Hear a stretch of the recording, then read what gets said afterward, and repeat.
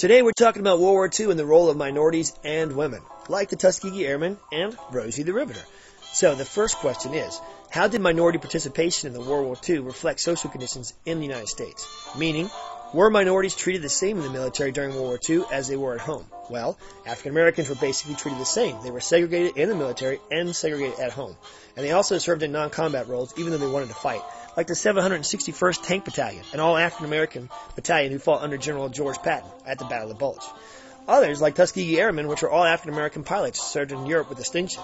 They were so good, in fact, that they never lost a bomber pilot they escorted during World War II.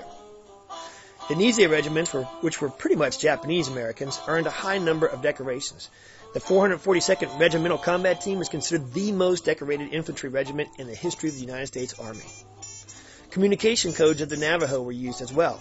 These are the Navajo code talkers. The Japanese could never break the code because it was an oral code. It was an oral language.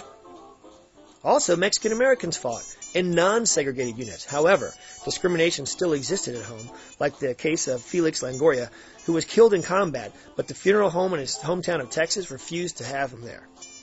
Minority units suffered high casualties and won numerous unit citations and individual medals for bravery in action.